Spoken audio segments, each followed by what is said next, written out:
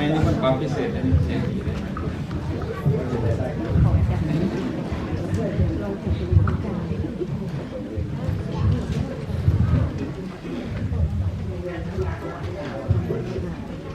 สบายดีบ่พี่น้องสบายดี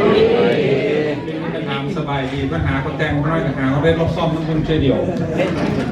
พี่น้องโจทย์เอาเมื่อนักร้องน้ำเป็นผู้แต่งนี่แต่งน้ำกันห้องน้ำกัน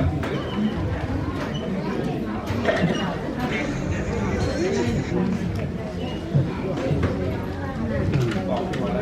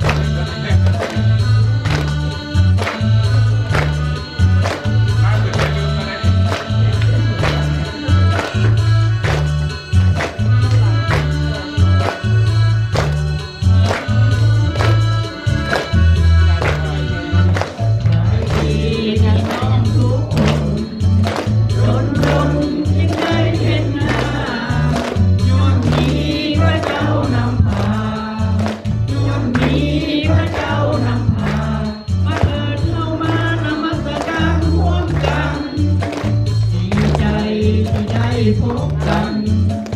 ผูกพันกันไว้ให้ดีเสริมหาความสามัคคี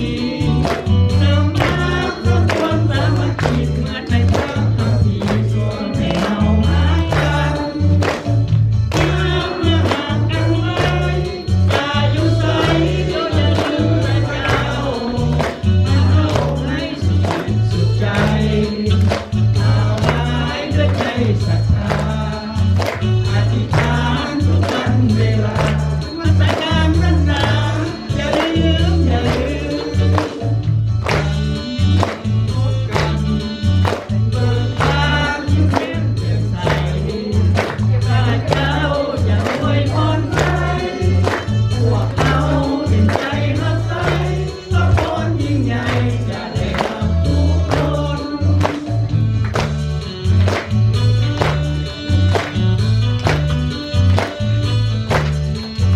พี่น้องพร้อมกันถามสบายดีกันว่าสบายดีว่าพี่น้องถามสบายดีกันทุกคน